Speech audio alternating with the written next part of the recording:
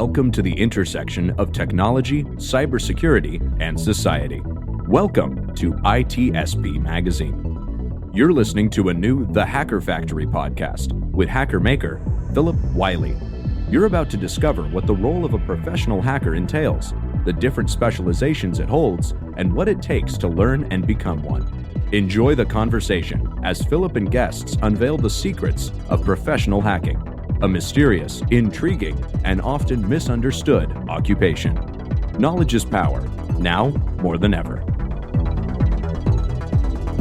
BugCrowd's award-winning platform combines actionable contextual intelligence with the skill and experience of the world's most elite hackers to help leading organizations identify and fix vulnerabilities, protect customers, and make the digitally connected world a safer place. Learn more at bugcrowd.com. Hello and welcome to another episode of the Hacker Factory podcast. I'm your host, Phillip Wylie, the Hacker Maker. In each episode, I have a unique guest sharing their story and knowledge on how to get into the industry. And today I'm really excited to have my guest on, Alex. We're interacting over the weekend on social media. I saw what he is tweeting and sharing, and I thought it was really awesome because Alex has been, he's been kind of playing around with technology over his lifetime. You know, he's just really kind of new to try to get into the pen testing side of things, and he's sharing a lot of good information. So it's really good to see someone sharing. You know, one of the things we love in the cybersecurity community is sharing and giving back. And, you know, Alex has been doing this before he got his first job, and he was sharing a lot of good information. So I just really thought he'd be a good guest. So welcome to the show, Alex. Thanks for having me, Phil. I really appreciate it. Hey, my name is Alex. I just recently got hired as a web application pen tester, and I've been in the field for, I'd say, several years now in terms of just IT, and this is actually my first penetration testing job. So I'm definitely really excited to explain to everyone, you know, what steps did I take, what hardships did I face, and, you know, how I got my foot in the door. That's good. And one of the things about the show is, you know, the stories are very valuable along with the knowledge shared. So why don't we kind of start with, you know, your life and where things started, and so that way people get an idea of where you come from and that, you know, what it took for you to get there. So. Okay. So I was born and raised in Landover, Maryland, 1998. I'm currently 23 years old. You know, growing up in that area, it was really rough. It was definitely on the poverty line for sure. I definitely wasn't a person that liked going to school that much. I felt I was a little bit too good for school, I'm not going to lie, so I didn't really put my, you know, best foot forward. I didn't grow up in the best environment, both inside the home and outside the home. Wasn't really a safe place to be. My family wasn't entirely really supportive. I was pretty much kind of just on my own most of my life. But they were very well off for themselves. Like, everyone went to college and stuff. Like, we had like lawyers and police officers and such. And it was really hard just living in that area. And I've lived in Washington, D.C., and I've lived in Virginia as well. And it wasn't really my cup of tea just being there. I was a pretty lonely kid. I didn't really have a lot of friends. I'm quite introverted, and I have social anxiety. It's a little difficult for me to talk to people, but I'm learning to get out of my shell. Just being there just wasn't good for my mental health, and it was a real struggle growing up, especially just not having the emotional support from my family. I did have one person that was, you know, really there for me, and that was my stepdad. And to this point, I consider him my real dad because he raised me. He met my mom when I was 3 months old. And my father walked out on my mother and I pretty much the second I was born, and I didn't, you know, hear from him ever again. And he was a huge inspiration for me. He made sure that I was on the right track. He always told me, you know, do my best to finish school. Always told me to, you know, again, sorry about the cat. He wants to be a part of the stream. Oh, that's okay. Come on, get out of here. He definitely inspired me to be a better person for myself and those around me. He kept telling me to push myself and challenge myself to get into my career and such. And he was also a big part of, you know, how I got into computers and everything and such. He was a lover of video games and anime, and he got me into video games and anime. I picked up a controller when I was like 3 years old. I think my first game was like Sonic the Hedgehog on the Sega Genesis. And it just kind of went on from there. I played the PlayStation 2, and that's where my interest with technology began. So he, bought me a lot of video games as a kid and such. But, in the household, I dealt with a lot of mental and physical abuse from my grandmother and my mother. They would tell me things, and I was like a kid. I'm like 10 years old, 7 years old, and telling me things like, "Oh, you should have never been a part of this family. You wish you were never born. You're never going to make it. You are, not worth anything," things like that. And I would try my best in school, but whenever I brought home my grades, it wasn't enough to please them. So they just kept telling me, it was like, "Yeah, you're not enough. You don't even deserve to have our last name," things like that. My mom told me I should have been aborted, things like that. And I was just, it's crazy. Like, how do you tell things like this to a child? I felt really discouraged. I felt very, very discouraged. I was pretty much the black sheep of the family. Um, and we didn't really communicate at all. Like, all my family members just kind of just went off to do their own things. We didn't really support or help each other at all. And like, when we did need help, no one was really there to like extend an arm. And in my case, and everyone else's case as well. So um, I was homeless a couple of times, several times actually, between I'd say elementary and middle school. I was homeless about 3 times. I was sleeping on, strangers' couches. I was sleeping in the back of my mother's car. We're trying to find food and things like that. She was trying to find a job, and she was going back and forth from jobs. It was just constant, just up and down with stability, and it was just really hard. And trying to balance all the stuff that was going on at home with school, it was pretty much impossible. I couldn't focus. I couldn't put my best foot forward because of all the things I was dealing with at home. So, um, as I got older, I was just trying to do my best in school, and I just kind of gave up at some point because it's just like there's no point. I didn't like school. I got picked on a lot. I was bullied a lot for being different. Um, Other kids would, make fun of me for the way that I speak or the way that I dressed, or my skin wasn't dark enough, or things like that. I was always told that I wasn't black because of the interests that I have, because I was too light. I spoke, you know. I spoke white apparently in their terms because I didn't have like an accent from the area. And it's funny because people would actually ask me where I'm from, and I'm like, I'm born and raised here. It's just I speak differently from the rest of everyone else and everything and such. I didn't really fit in with the culture in that area. I didn't really feel accepted or even wanted there.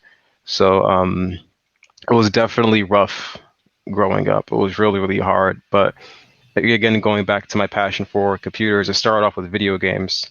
Video games was pretty much my escape from reality at the time. And I always stayed in my room because, like I said, I didn't even feel safe in my own home. Like, I felt safe in my room with, with my video games and everything and such. And I would just play games just to get my mind off of things. It would, put me into a different world where I didn't have to worry about all the chaos that was going on around me. And going outside was not a choice for me because it was dangerous. It was not a safe environment for me to be in. Like, I'm hearing gunshots in my backyard almost every day.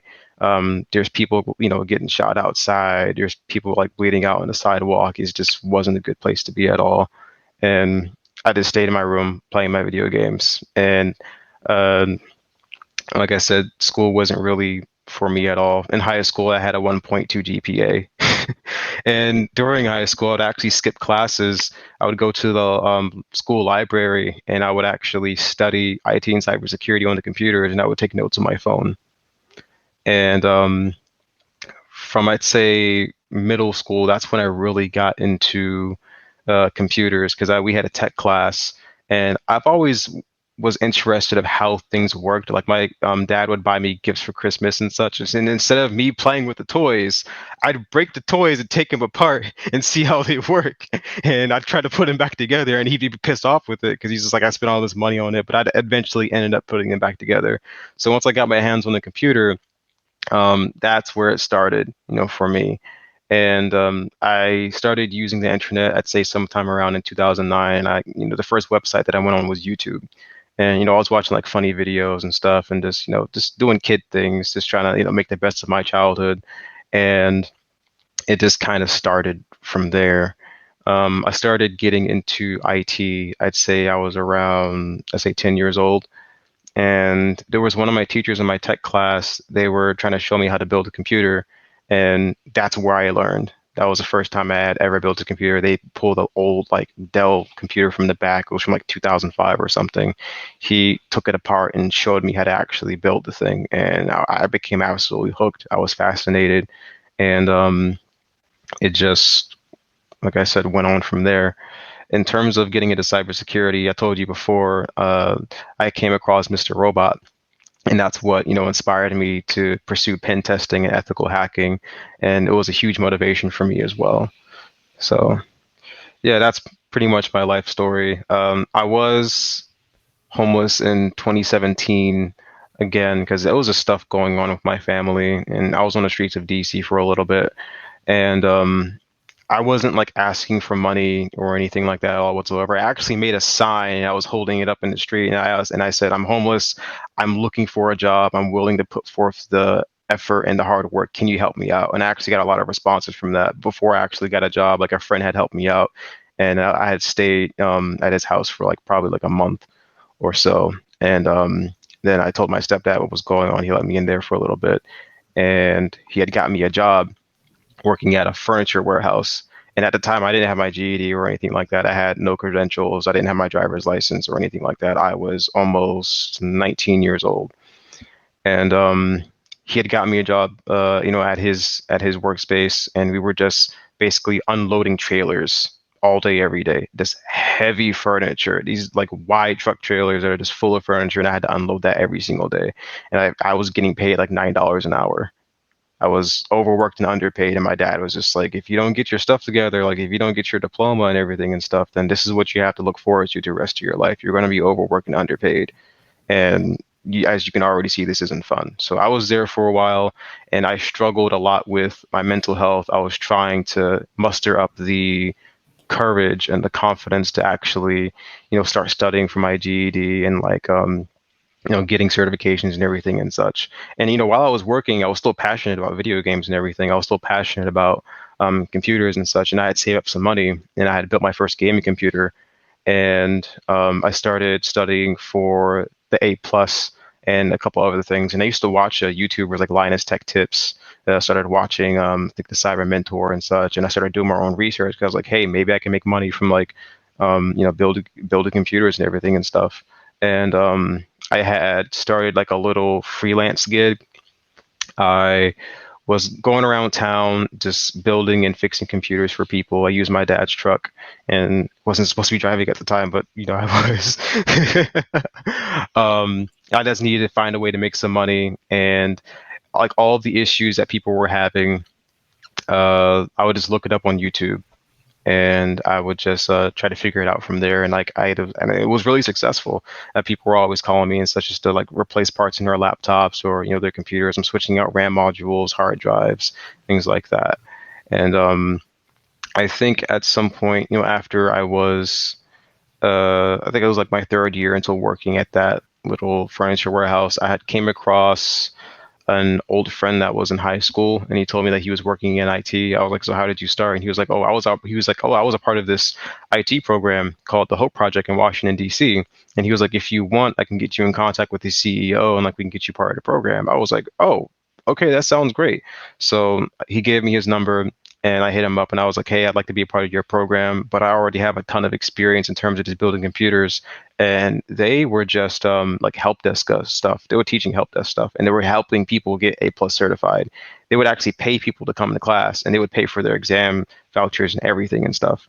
And I had spoken with the CEO, and I said, I will literally teach your students everything I know, like without a problem. I just offered, and he was like, yeah, I want you in here. I definitely want you in here. He was like, if you can teach the students, that'd be great. And I was there for about probably, I'd say 9 months, and I was co-teaching. I was, giving out PDF books to the students for, the A+ and everything and stuff. I was sending them YouTube videos and links, how to troubleshoot a computer, talking about like networking, Active Directory, troubleshooting, hardware issues or software issues and such. And eventually everyone ended up, passing and getting the A+, every single last person in the class.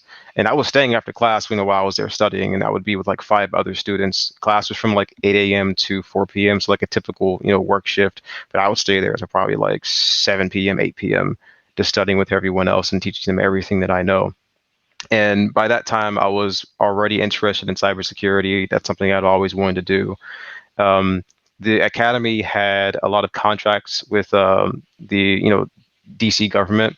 So a lot of the students that was graduating from the academy, they were getting sponsorships from these companies that they had contracts with, and they were like getting the security plus like 2 weeks after they got the A+, and they would go work at the Pentagon. And that was absolutely inspiring for me, but I didn't want to work for the government because of my own personal values.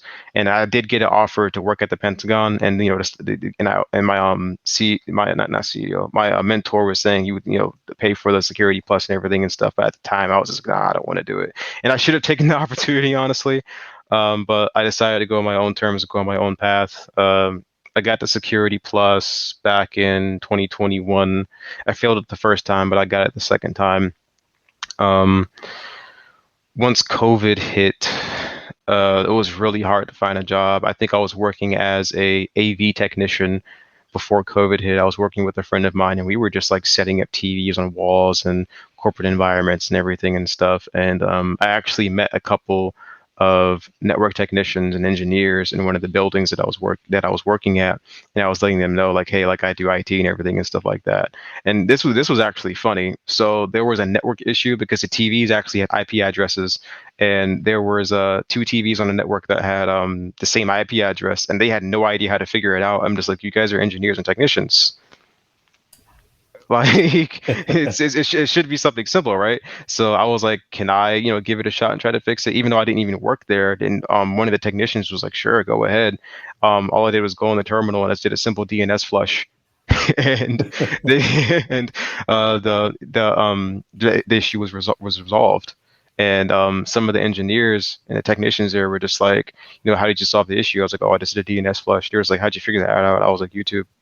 I just went on YouTube and figured it out myself. I've used YouTube to learn pretty much everything that I know today.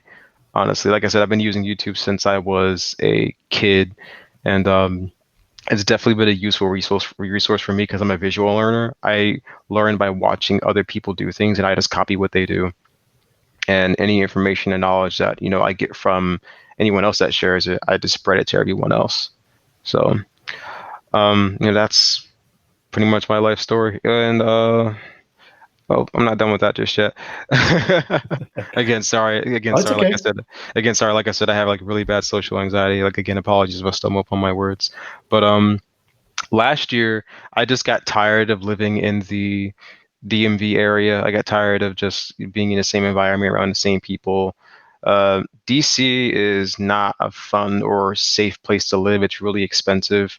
When I did have an apartment there with my mom, we had like a 1-bed, 1-bath apartment about the size of a school bus, and they were charging us almost $2,000 a month. Absolutely insane. So I was like, yeah, I'm not doing this. And I had just decided to be like, you know what, I'm just tired of living here. People in DC aren't really that nice. It's a city place, and the whole entire west side of DC is like gentrified. It's just modern stuff and everything. It looks nice and pretty and all of that. It's super expensive, but the entire east side of DC, which they don't show on television, is just poverty, straight up. Entire east side. That's where all the gang violence is, drug and sex trafficking, all of that stuff. The mortality rate and the crime rate in DC is really high. It's not safe to be out there at night at all whatsoever. I don't like anything about DC at all, other than the fact that there's a lot of good job opportunities there that should definitely be taken advantage of if you live in that area, for sure, because DC jobs pay good money because, living there is really expensive. So last year I was just like, I'm tired of this, and I sold most of my stuff. I did have a gaming desktop at the time that I sold, and I replaced it with a laptop, which I'm glad I did because the laptop performs better than the desktop that I had. And I got rid of just a lot of stuff, and I decided to move out to Houston, Texas, because it's just much more affordable out here, honestly. And I want it to be miles and miles away from my family, because I'm just like, I don't even want anything to do with you guys anymore. I just want to, do my own thing. and just be on my own. So I came to Houston, Texas with literally just 2 bags. And a friend of mine was actually willing to help me out. He was like, yeah, you can stay here for a little bit, save up your money and all that stuff. And I was already working a little service desk job at the time, and it was remote, thankfully. So, I just brought my laptop and my clothes with me, and, stayed with them for a little bit, save up some money, and eventually, just started, being on my own. And this is where I am now. That's an amazing story. And I'm just so glad were able to overcome that, because, having a home environment like that, living in that type of a place, not everyone overcomes it. So it's really great and good that you had a stepfather that was able to help you out some. I'm sure that made a world of difference to have that influence to motivate you to push on, and getting that early experience working a hard manual labor job to kind of learn that there's other things that you should do instead. I kind of learned the hard way myself too, as I've worked a lot of manual labor jobs, retail sales, and those things don't pay good, and you're not respected. And so it's really glad that you overcame that. Yeah, it's definitely not fun at all. Weren't you a wrestler at some point?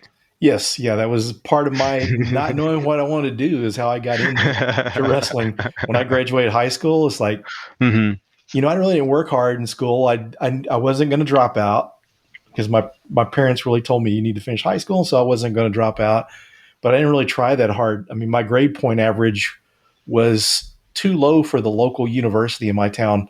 I could have went back and took the ACT test again, right? Or I could have got I think I would have needed 8 or 10 recommendation letters from some of my high school teachers. And I just kind of decided, yeah, I'm not going to do that. And friends recommended wrestling. So that's kind of how I got into that. Did a lot of things that, manual labor, worked as a bouncer in nightclubs and all sorts of stuff that just didn't work out. And, some of those small companies you work for, it's like I worked in the jewelry store for a while, and the owners wanted to make me a manager, but like an assistant manager of one of their new store chains. But the guy managing it liked this other person better and wanted to promote her. And so I kind of learned, you've got to have some kind of skill that you can get by on your skills, and not on favoritism, or someone decides they want to do you a favor or help you out. You don't have to rely on that. Yeah, exactly. If there's one thing I could take from my family, they did teach me one thing, right? And they said that you need to find a high in demand skill that's going to make you really good money, and you need to figure out what that is. And I decided to choose IT and cybersecurity. Not only is it something that I'm passionate about and that I enjoy, but everyone knows that it makes good money. You can be really successful in this field if you acquire the skills and you network with the right people and such. I didn't get my GED until 2020, and I was really upset with myself because I was procrastinating. I wasted 3 years. I was supposed to graduate high school in 2017, and I just didn't feel like I had the smarts to actually do it. And my entire life, my stepfather always told me that, you're smart. You are smart as hell. You can do it. I believe in you. And I finally just decided to go do it. And I was upset because when I took the exams, I passed all 4 GED exams within 6 days. It took me 6 days to do it, and I had finally gotten my GED. And I was just like, I wasted 3 years just for 6 days. And I was like, I underestimate myself. And I was like, yeah, I'm never going to do that again. So let's just keep this ball rolling. Like I said, at the IT Academy, I'd got my A+, and I got the Security Plus, about a year ago. And I'm currently trying to study for the PNPT. I want to get that for sure.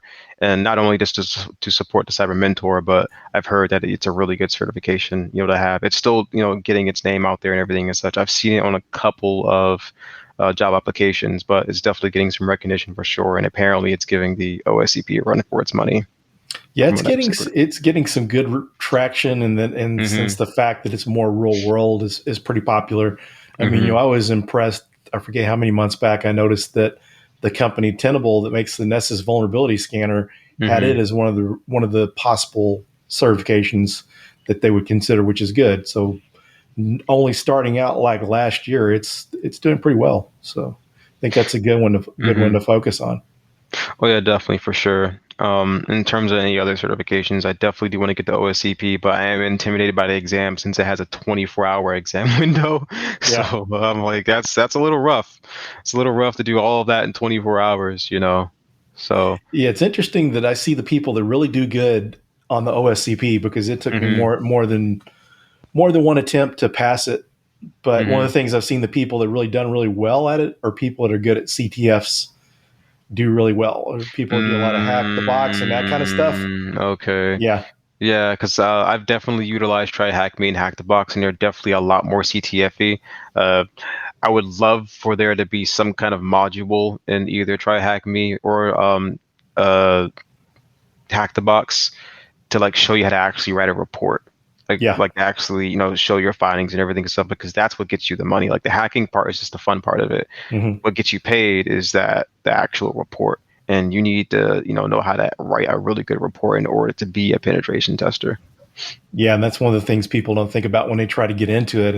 hmm And I think some people might be detoured by wanting to pen test because of the reports, but because hmm sometimes people think it's all fun and games and hacking and stuff, but you got to write the report. That's what the customer gets at the end of the day. Yeah, and they take a long time to write. I've seen reports be a couple hundred pages for sure. I'm definitely excited to start, my job as a web app pen tester, and they said that they're going to be training me on the job pretty much. And I'm pretty sure a lot of things I'm going to see on the job is like not really going to be out there like in books and everything and such. I've been told by people in the field like, yeah, the things you see like on the Pen Test Plus and everything, yeah, that's just like basic beginner level stuff. Like things on the Mhm. job are just completely different. You're going to be learning completely different things.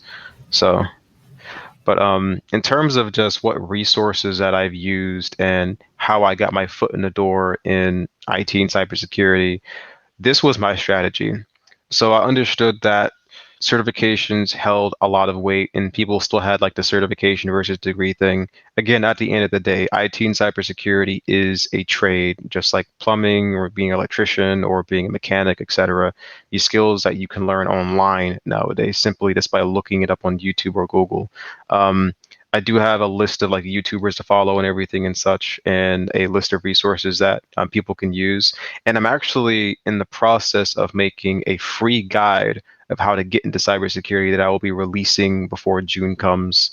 And I'm just going to be giving it out on my Twitter page. And Oh, I don't seek to have any kind of like monetary gain from it. Like in my perspective, if you really want to help people, you don't take anything out of their pockets, you fill them. And this is like a guy that I would have wanted if I was just stepping into the field and I had no direction. I didn't know what I wanted to do or, where to start or what basic skills and foundations that I need to learn. This is what the guide is going to be about. I'm putting everything in there, like, computer fundamentals, basics about Linux, Windows, Python, red team stuff, blue team stuff, website fundamentals. I'm putting interview questions. I'm putting cybersecurity books. I'm putting pretty much everything that I had learned and all the resources that I've used and utilized. So I definitely cannot wait to get that finished. And I want to give back to the community. And I want to be able to genuinely help people because there's a lot of potential in this field. There's a lot of work to be done. There's over like what a million unfilled positions yeah, right now in something like that. cybersecurity. Yeah, and we need those positions to be filled. And a lot of people are intimidated by IT and cybersecurity because they think you have to be some kind of genius. Like, no, you don't have to be, really smart to get into this field. You just have to have the drive and willingness to learn, and that's pretty much it. Um, I utilize YouTubers, like I said, again, the Cyber Mentor, and I utilize Hackersploit. Great YouTube channel. Hackersploit pretty much shows you how to perform all kinds of attacks, shows you how to perform a penetration test, how to write a report, things like that. He has a whole Linux course. I think he has a Python course too. David Bomball, he's really good as well. He goes over how to perform different kinds of attacks, and he has interviews with people that actually work in the field, and they just go over like how they get into the field and everything and such. I think one of them was saying that it's important to be on LinkedIn for sure to utilize that. And there was like a challenge that you had to have at least 1,000 connections within 1 month, which is definitely possible. But if you try to follow too many people, LinkedIn will definitely suspend you for like a week for whatever reason. I don't even know why that's a thing on there. You're supposed to just connect with people. I've tried to connect with a bunch of people on there in one day. I think I tried making like 200 plus connections, and LinkedIn was like, "Stop! You can't. Like, we think you're using an automated service or something like that, so stop following people. And I was just like, I'm going to keep following people anyways. And they're like, okay, you can't follow anyone for the rest of the week. I was like, okay. And I was just trying to share all the information I got on there. I post pictures of like my setup and everything. um I've actually posted the guide on there as well that I'm making, and I'm using a note-taking application called Notion. I don't know if you've heard of it or not. I'm using that to share all the knowledge that I've learned over the past couple of years, and I'm putting, like I said, red team stuff and blue team stuff in there. I'm more familiar with red team because that's where my heart is, but I did learn some blue team stuff from a friend of mine, and he was showing me like how to use Palo Alto firewall, like how to look for signatures and things like that. Showed me how phishing assessments work, things like that, etc. Just being a SOC, just basic SOC analyst. But I've also utilized looking at job applications. Like, for an example, say you want to become a pen tester, go to job applications and look at the requirements and like say like, oh, we need someone that knows Nmap, Metasploit, Burp Suite, Netcat, Nikto, things like that. Start researching those tools and start learning how they work. Like, even like you don't know what Burp Suite is, like, okay, just go on YouTube. What's Burp Suite? How to use Burp Suite? Like, how to use Wireshark, things like that, etc. Start studying what you see on these job applications and start practicing it. And the way to do that is start doing real world like projects. Like, for an example, what got me my first service desk job was not only did I have the A+, but I was documenting and recording everything that I was doing. So like if I built a computer, I made a video of myself doing it. If I was setting up users in Active Directory and everything and stuff, I recorded myself doing it. If I was troubleshooting hardware issues, software issues, I was recording myself doing it, and I would show it to recruiters and employers, and that shows that I can actually do the work, that I am competent of doing the job and everything and such, because it's a video of me doing the work. That's evidence. That's more than enough for them to just be like, okay, then this guy knows his stuff. Especially if you have a portfolio of all of those things, and you can use YouTube as a portfolio. You can make YouTube tutorials like how to set up a, Kali Linux and VirtualBox. How to perform an Nmap scan, how to use Burp Suite, things like that, etc. And you can either share that with people or keep it private if you want to, just for employers and recruiters to see, and just show that to them.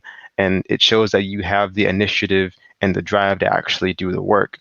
And, I did that for my first job, and they were just like, okay, we want you on the team. And, I did service desk for, I'd say about 2 years around there. And I got dreadfully tired of it, but I will say doing service desk is 100% necessary, even though it's going to suck for a while. A lot of people don't like service desk. A lot of people don't like talking on the phone, which is understandable.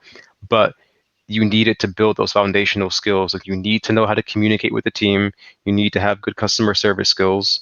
You need to know how to document all of your troubleshooting steps effectively, and you need to know how to like actually troubleshoot software and hardware issues and such, because you're going to be taking those skills anywhere you go in IT and cybersecurity, no matter what role you're in. So having those base foundational skills is really important. And I tell everyone to do service desk first. Don't do it more than a year. Like 6 months to a year max. I've seen people in service desk in there for like 5 years, and I'm just like, how? How do you do that? I wouldn't be able to do service desk for 5 years at all whatsoever. And you can just go on from there. You definitely want to start at service desk if you're going to cybersecurity. In terms of choosing a path in cybersecurity, I would say do research on both the blue team and red team side. Look at go on YouTube and look at search up what's the daily life of a pen tester, or what's the daily life of a threat analyst, daily life of a SOC analyst, things like that, and you'll be able to see what they do on the job, and you'll be able to have a feel of like, is this something for me? Is this something that I want to do? Is this something I'm going to enjoy, first of all? Because you definitely want to love the work that you do, because if you love the work that you do, it's not going to feel like a job. So definitely do research on that, figure out, what you want to do in the field, because people ask me like, oh, where do I start in cybersecurity? I'm like, first you want to start at help desk, and then you figure out what you want to do from there. Do you want to be a SOC analyst? Do you want to be a pen tester? Do you want to be in IT and be a network administrator? Do you want to be a sysadmin? Do you want to be, a Python programmer? It varies. Like, you can pretty much do anything you want in this field. You can do website development, front end, back end, whatever. But I know a lot of people that are trying to get into cybersecurity, so it's mainly just blue team and red team. So just figure out what you want to do, figure out what your passion is, and always start with the Security Plus. I know it's a multi-choice exam, and it's really popular. It has a lot of popularity. It holds a lot of weight, and it will definitely get your foot in the door in cyber. 100% could help me get my foot in the door as well. So definitely, study for the Security Plus, get that under your belt for sure. And again, practice everything that you study, everything that you learn from like the Security Plus and stuff. Figure out a way to do it. There's definitely courses like on Udemy that show you how to set up virtual machines and perform like for an example, setting up users in Active Directory and like having specific restrictions for them and security groups and things like that, etc.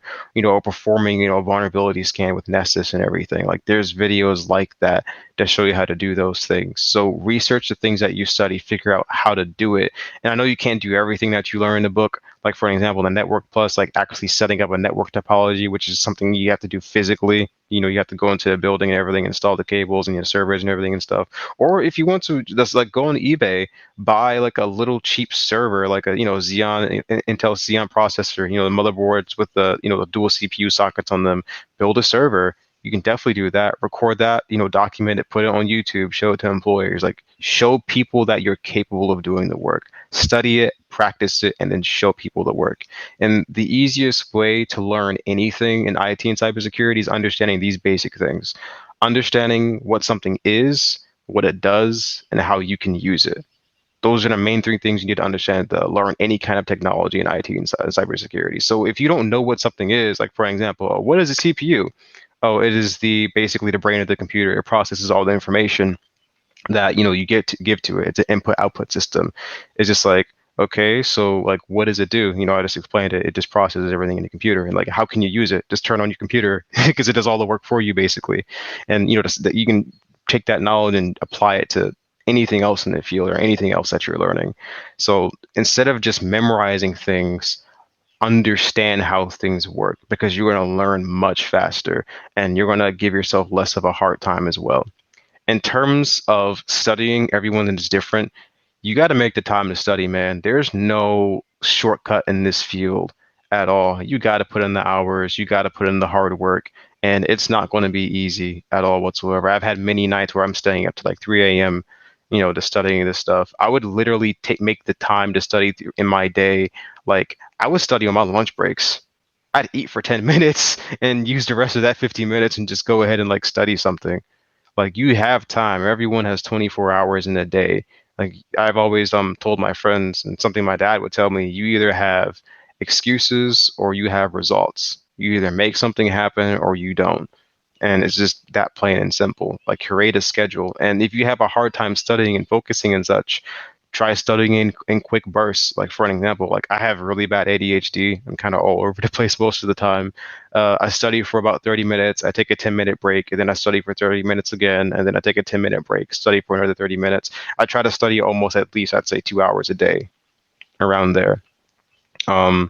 And like I said, the guide that I have coming out, I'm gonna put a lot of resources and links in there for people to utilize and to learn the material in there. Not only is it going to have like links and everything and such, like, I'm going to be explaining things in detail or breaking down in a way that people can understand, pretty much. And a big part of IT is being able to explain things in a simple way that anyone can understand. Like, for an example, a neat way that someone taught me how CPU cores work. It's like kind of like going to a grocery store. The more checkout lanes that are open, the faster business is going to be, because there's more, there's more room for people to go in and out of the store. But if there's only like 1 or 2 checkout lanes that are open, it's going to be a really long line. It's going to take forever and everything and stuff. But the more, lanes that are open, which equals to the CPU cores, and the people are the data that's flowing through the CPU cores. And I was like, okay, that makes sense. So it's just being able to explain things in a simple way, like things that people see every single day, you know. Um, and again, like I said, in terms of getting my foot in the door, resumes. Definitely put your projects on resumes, 100%. I don't care if you have no kind of like actual experience. Definitely put your projects on your resumes, all of the things that you've done, all of the experience that you have, and put certifications on there too. I've met people that have no certifications, but they have all the hands-on experience. I've met pen testers that don't have the Security Plus, that don't have a degree, that don't have, the OSCP and such, and they're still making six figures a year because they know how to do the job. And most of the time, those people are unicorns, but I think anyone can do it because if you have the experience, you can do the job. If you know how to do it, it shouldn't be an issue getting your foot in the door. But I also understand that companies nowadays are like gatekeepers and everything and such. Like, oh, I want to see a certification, or I want to see a degree. And also another thing, just because you have a certification doesn't always mean that you're incompetent. Like I said before, anyone can sit down and open a book and study for the exam because it's multi-choice. You're not being challenged or pushed to actually use your skills in a real world environment. Again, that goes back to studying, practicing, and documenting everything. Because once they see that you can use these skills in a real world environment, it's like, okay, we want to hire this guy. Because like if I'm like an employer and I see that you're putting in the work and you're sending me videos of you actually doing the work and you're successful with it and you're quick with it, okay, I'm gonna go ahead and hire you. So that's most of my advice, in terms of just getting into cyber. Again, like I said, look at job applications, look at the skills on there, learn those skills online. Just utilize Google, utilize YouTube. If you have questions, you can literally just type it up. Like, we have access to the internet 24/7 at the palm of our hands. Like, everyone has a phone, everyone has Google on there, everyone has YouTube. You can use it as a tool. Like, I use my phone to network with people. I use it to study. I use it to apply to jobs. I use it for interviews. You don't have to just use it to play video games and be on social media for the wrong purposes. Like, some people say, oh, you need to get off your phone. I'm like, like, it's a really good tool and a really useful tool if you use it correctly. It's just that most people don't really use it as a tool. They more so use it as a toy, But definitely utilize your phone. Like, I take notes on my phone and on my computer, but most of the time, since I spend most of my time on my phone, I'm taking notes on my phone and such. And people say like, oh, you can take notes any way you want. Like, if you want to write it down in the book, go ahead if it helps you memorize it. But it doesn't make any difference to me because I'm still going to be reading the same material. Like, oh, if I forget something, all I have to do is open up my phone and be like, oh, that's what that means, or that's what that is. What else did I do? Like I said, personal projects, build your own stuff. Just build your own stuff, get hands-on experience. And if you have trouble with it, like I said, you can always go back to Google and YouTube. And also another thing that's really important, network with people. Being able to network with people is what's going to help you out a lot. That's actually how I got the web application, pen tester job. That's how I got that, because I was networking with one of my friends and I was letting him know that, hey, I want to get into the field and everything and stuff. And he was like, hey, I might know a guy, let's see if we can work something out. And definitely utilize social media for that. Like, people use social media to look at memes and like to see the latest drama that's going on and everything and stuff. I'm just like, no, you can use it for business purposes and professional purposes as well. You can, use this platform as, for an example, Twitter. InfoSec is huge. Like, I'm seeing all kinds of stuff on InfoSec. People are posting jobs. I posted a job earlier saying like, hey, like, I know someone that's hiring service desk tier 1 right now, and it's remote. It's $17, $15 an hour. Like, you can post that stuff and you can just get people linked up with it. Like, you can utilize these platforms to help you with your career instead of using it for other purposes. Yeah, and you can get invited to podcasts too.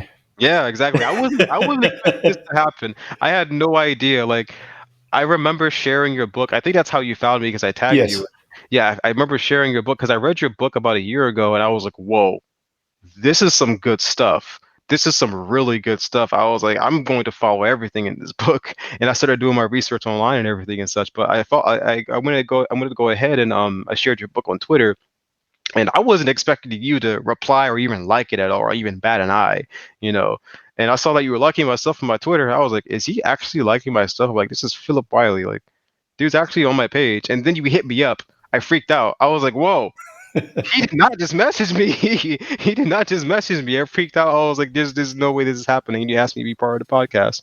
And I was like, you know what? Let's do it. I want to help people out. Well, I love I saw you sharing resources. I saw your passion and desire to help others, and it was really good. And I thought this is someone's story that needs to be heard. I know people are hearing your story, but I thought, this is really a good story, inspirational for people trying to get in the industry, and just the good example you have of sharing and helping other people. Because too much in this day and time, not everyone is trying to help other people. If exactly. Like yeah, I see people like we need more kindness and empathy in this world, honestly. Like humanity has grown to be very selfish. Like exactly.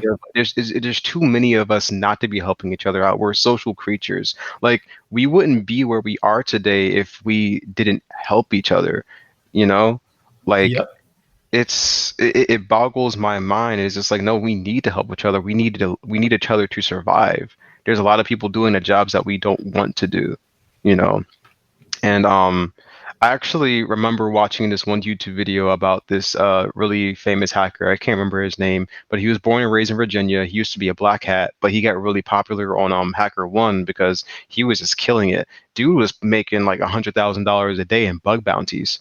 And he had gotten a documentary on it on YouTube, and there was a lot of people hitting him up like, "Oh, can you teach us? Can you help us? Like, that's awesome that you're doing that. I want to do that too." And he made a post on Twitter I saw, and I didn't want anything to do with him after that. After I saw it, he was just like, "I'm not going to help anybody." He was like, "Figure it out on your own." I'm like, "Nah."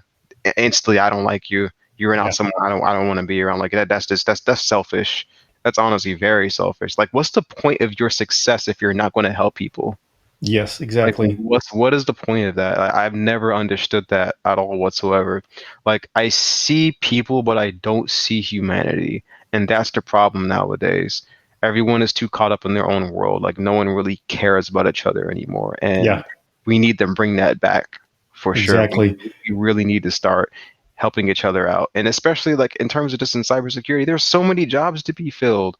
Mhm. Why not let people in and actually do the work? Let people in that want to do the work, that have the drive, that have the passion, and that have the tenacity and the skills to do so. Stop gatekeeping, just because they don't have a degree. Not everyone has the money for a degree.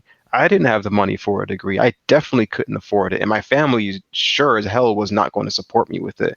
Yeah. And they did it themselves. So I was like, I need to find my own way and find a way to get into this field. And I did that. It wasn't easy, but I did it. And I want to bring other people up with me. I'm not going to sit here and just be like, oh, like, yeah, I made it. Like, I'm a junior pen tester, whatever. You guys figure it out on your own. No, like, I'm actively on Twitter. Like, people are in my DMs almost every day, and they're asking me, like, how do I get into cyber? How do I, become a pen tester? Like, where do I go? Where do I start? And I'm glad to help them. I'm happy to help them. And I'm giving them all this information for free. I'm not asking for a single penny at all whatsoever. And there's people telling me like, "Hey, you're like a huge inspiration to me and everything and stuff, blah blah blah, all that stuff." I'm just like, I'm glad. I want to be able to help others. I want people to learn from me and my experiences and such. Like when I tell my story, I'm not telling my story for people to feel sorry for me and the things that I've been through, because everyone goes through stuff. Everyone goes through a struggle. Like I tell others my stories because it's just like everyone goes through something. Like no one's life is perfect. No one's life is gonna be, sunshine and rainbows all the time, and everyone's going to struggle. And there's lessons to learn from my experiences, and I like sharing those experiences so other people could learn. Not only just that, because I just want to be a better person for myself and those around me. As Yeah, simple as that. it's just like whatever you want to call it, karma, the universe, or God, or whatever. But it's like Yeah. they say it's better to give than receive, and that's one of the things that I used to share a lot of stuff before I started teaching, Hmm. and once I got into teaching, I was mentoring and helping people on a broader scale. And I used to watch like 100 movies a year in theater, 100 movies or more. And I was Hmm. noticing when I started teaching, I just started the Pwn School Project, which was a monthly meetup that helps educate people on cybersecurity. And I was looking at all this stuff, looking at the list of movies, thought I'm not going to hit my 100 movies this year. But one of the things I noticed, I was a lot happier. Hmm. And it's just from helping people, just it's such a good feeling. And it's great that you're doing that. And as we mentioned, we need more of that in the world. And sometimes it's a matter of people, simple as just knowing that someone cares. There's been situations I've been in that someone came up and it was just a matter of you interacted with them at the right moment. and they needed that, and they saw that someone cared, and that matters a lot. Yeah, it does matter a lot for sure. But the thing is, I also understand that, with how a lot of people have grown up, a lot of people weren't shown love or care at all. And they pretty much had to do the same thing that I did. I wasn't shown a lot of love or care at all whatsoever, especially by my family. I was the black sheep. I wasn't really cared for. I was discarded most of the time. And I was just like, man, that hurts. I need to figure out how to care for myself and just be on my own. And I was like, if no one's going to take care of me, I got to take care of myself. And I get that, but it's not a mindset to stay in. Like once you're able to get to a point where you're just like, okay, I made it. Help other people out too, for sure. And I understand, like, since a lot of people weren't given that love and care, they don't know how to love and care, you know. And I tell some of my friends and everyone actually, the biggest flex is to be a better example than the people that hurt you, than the people that tried breaking you down and tearing you apart and doubted you and everything and such. Like, strive to be better than them. Strive to live a better lifestyle. Strive to be a better example than what they were to you, because it's just not fair. It isn't fair at all whatsoever to just allow yourself to, be selfish as hell. And like, here's the thing, like if you help other people, people are going to recognize that, and you even may receive more, from what you already have. You never know, your life could change just because you're helping other people, and that matters a lot. And I feel like we need to take that into consideration a lot more. And there's one more thing I wanted to add in terms of getting into cybersecurity. Please utilize TryHackMe. Please utilize Hack the Box. TryHackMe is like $10 a month. You can afford that. Like I feel like almost anyone can afford that, and it teaches you real world tools, and you get hands-on experience from it, and you even get a certification at the end of the courses that you complete, and you can show that to employers as well. I showed that to an employer with my current job, that I got hired at, and he was like, "Okay, that's pretty cool. You're on TryHackMe and everything stuff. That's awesome." So that's great. So yeah, I appreciate you joining today and sharing your story. It's very inspirational, and I just love the way you're helping others. I'm especially happy that you overcame your environment and your family life. That's really good to see, because it's nothing more heartbreaking than to see someone that's given up on life because they went through a bad situation. And you can't blame people, but it's good to see when people overcome, because you hear so many of the stories of people that don't overcome, people that are the statistics. And so it's really, warms my heart to see that you overcome that. You're being successful, and at the same time, you have every reason to be a selfish person, but you're not. And that's really great. So, yeah, exactly. Like, I'm not going to let the pain that I've been through make me bitter and sour and arrogant. No, not at all. Like I said, I want to be a better person for myself and those around me, and not let my experiences, dictate my future or determine, who I am, like at some point you got to realize that you can't go through life alone. And I tried doing that. I've tried going through life 100% by myself, and I found that I struggled a lot more because I denied help. Like my family taught me, like, oh, if you accept help from others, you're weak. You're not able to stand up for yourself. You're not able to actually, support yourself and such. So I denied a lot of help growing up. And it took me a while to learn how to actually accept that.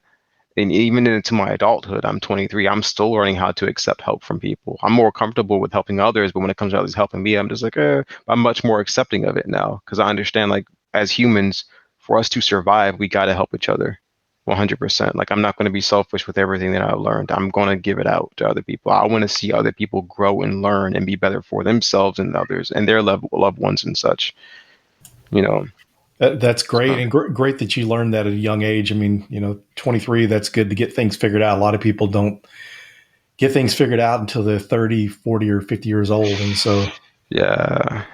And honestly, again, going back to my dad, because that's just what he taught me. He taught me a lot. And honestly, if it wasn't for him, I don't think I'd have the mindset that I have today. I've learned a lot from my man. I mean, not my man, from that man. That came out wrong.